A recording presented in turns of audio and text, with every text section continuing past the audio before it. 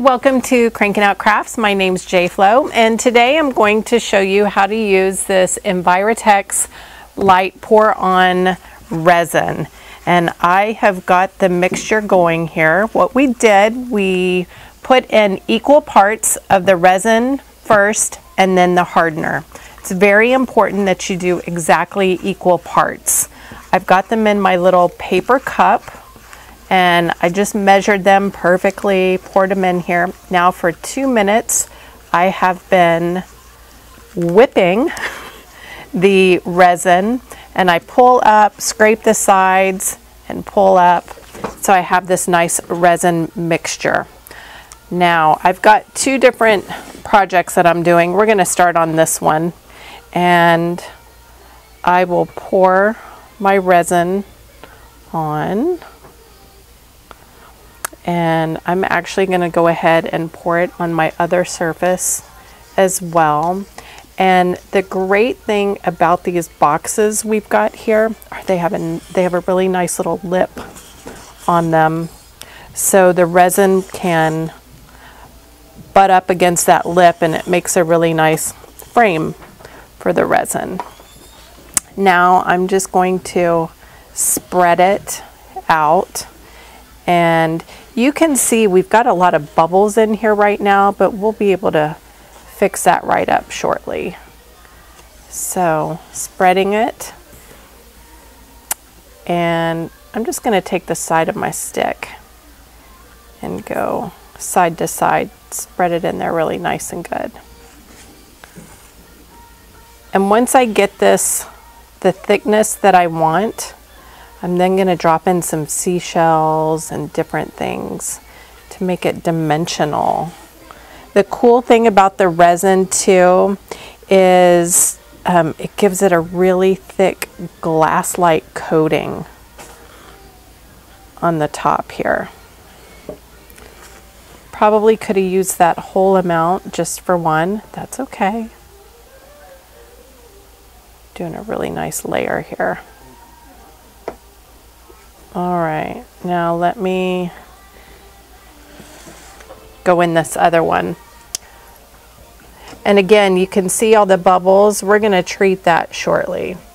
And the way you get those out are a couple of different ways. You can, one, kind of breathe on it, put your hot breath on it. I don't really like that way. I prefer a hair dryer or a heat something like this guy right here that we use for embossing. I use this, and when I go over it, all the bubbles will come right to the top. Oh, this is really cool. Nice layer in here. And you want to make sure that your table that you're doing it on is a very flat surface. You don't want it to be tilted, otherwise all your resin will come to one side. Okay, I'm going to continue spreading this, and I'll be back in just a minute and show you how you can drop some things in there. Okay, so now I've got my resin evenly spread around, and I'm going to drop a few more things in. This is a little piece of rope. I want the dimension of the rope, so I'm just going to lay that in there. And the resin, it'll stick really nicely in there.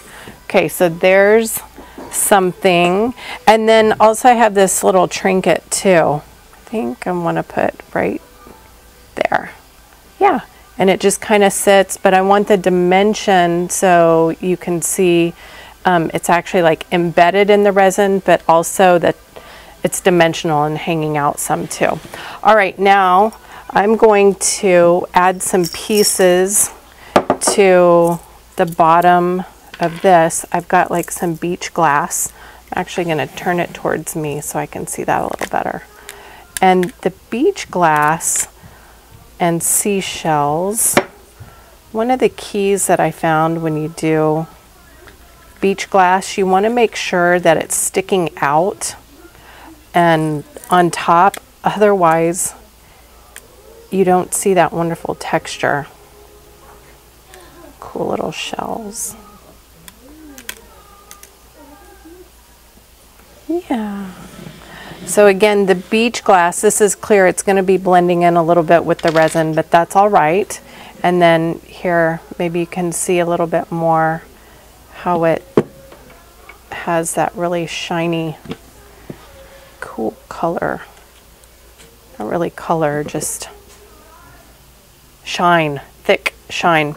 And then I'm going to use my heat gun and pull those bubbles out. We'll be right back. Okay, so I've got my heat gun and I'm going to go like this.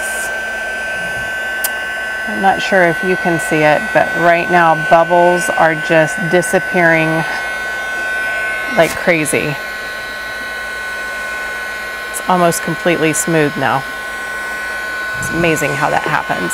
And again, I said you can breathe on it for those bubbles to come out. But I feel like this is much safer. Not sure if you can see that, but again, it's almost clear. Okay. I've also been told that I should add glitter to this area, to the sky. So we're going to do that. And I'm just going to get a little bit on my finger and then pour. Again, just a little bit on my finger, just dusting it. So it looks like it's a nice night blue to add to that. Okay. And one more time, just to make sure all the bubbles are gone. Lightly go over it. Don't stay in one spot, just lightly go over. Make sure your corners don't have any bubbles. Come over to this one. There's quite a few bubbles in this one still. The other thing is, if any of the product had air underneath it, such as where this star and the anchor meet, there was some space under there, so we had to make sure the resin got under there, and sometimes some bubbles come up. Also, you'll see the discoloration here. When I first put the Mod Podge down, it might not have gotten over the whole piece of paper, and so we're seeing a little discolor, but it's okay. It just adds to that old finished look. Okay, so now that we have our resin on and we embellished, we've got all the bubbles out, we're going to set these aside for 8 hours where nobody can touch them. And we'll come back and see our end result.